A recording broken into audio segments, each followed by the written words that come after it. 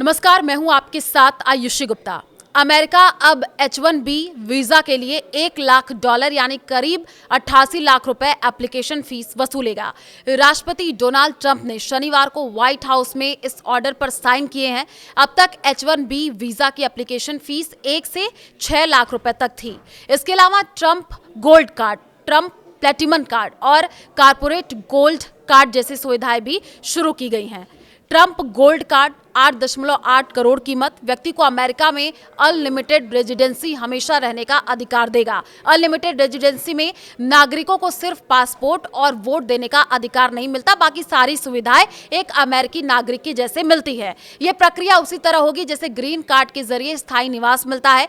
Reports के मुताबिक Trump के इन बदलावों का विदेश नागरिकों पर बहुत ज्यादा असर पड़ सकता है। अब कंपनियां सिर्फ उन्हीं कर्मचारियों को अमेरिका बुला सकेंगी जिनके पास सबसे अच्छा स्किल होगा। इसका सीधा असर भारतीय आईटी प्रोफेशनल्स पर पड़ेगा। ये बदलाव जल्द लागू किए जाएंगे। आपको बता दें कि अमेरिका वाणिज्य मंत्री हावर्ड लुटनिक ने कहा कि अभी हर साल लगभग 2,81,000 लोगों को ग्रीन कार्ड दिया जाता है, लेकिन इनमें से ज्यादातर की औसत कमाई सिर्फ $66,000 करीब 58 लाख रुपए होती है और कई बार वे सरकार की मदद पर भी निर्भर रहते हैं। लुटनिक ने कहा कि सभी कंपनियां H1B वीजा के लिए सालाना $1 लाख देने के लिए तैयार हैं। हमने उनसे बात की है, अगर आप किसी को ट्रेनिंग देने जा रहे हैं तो किसी अमेरिकी यूनिवर्सिटी से निकले ग्रेजुएट को ट्रेनिंग दीजिए, अमेरिकियों को ट्रेनिंग दीजिए। हमारी नौकरियां छीनने के लिए लोगों को बाहर से लाना बंद करिए। लुटनिक के मुताबिक गोल्ड कार्ड की भारी फीस ये तय करेगी कि अमेरिका में सिर्फ सबसे योग्य और टॉप क्लास कर्मचारी ही लंबे समय तक टिक सके। उन्होंने कहा कि यह व्यवस्था पहले अनुचित थी, लेकिन अब हम सिर्फ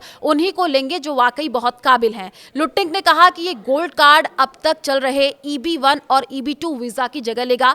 ये कार्ड केवल उन्हीं लोगों को मिलेगा जो अमेरिकी के लिए फायदेमंद माने जाएंगे। शुरुआती में सरकार लगभग 80,000 गोल्ड कार्ड जारी करने की योजना बना रही है। लुटनिक ने कहा कि इस प्रोग्राम से अमेरिका को $100 अरब की कमाई होगी। राष्ट्रपति ट्रंप ने कहा कि यह वीजा प्रोग्राम खास तौर पर धनी विदेशों के लिए है ताकि वे $10 लाख देकर अमेरिका में रहते हुए काम कर सके। उन्होंने कहा कि अब अमेरिका सिर्फ टैलेंटेड लोगों को ही वीजा देगा, न कि ऐसे लोगों को जो अमेरिकियों की नौकरी छीन सकते हैं। उन्होंने ये भी कहा कि इस रकम का इस्तेमाल टैक्स को घटाने और सरकारी कर चुकाने में किया जाएगा। भारत पिछले साल H1B वीजा का सबसे बड़ा लाभार्थी था। अप्रूव्ड वीजा में 71% वीजा भारतीयों के थे और चीन 11.7% के साथ दूसरे स्थान पर था।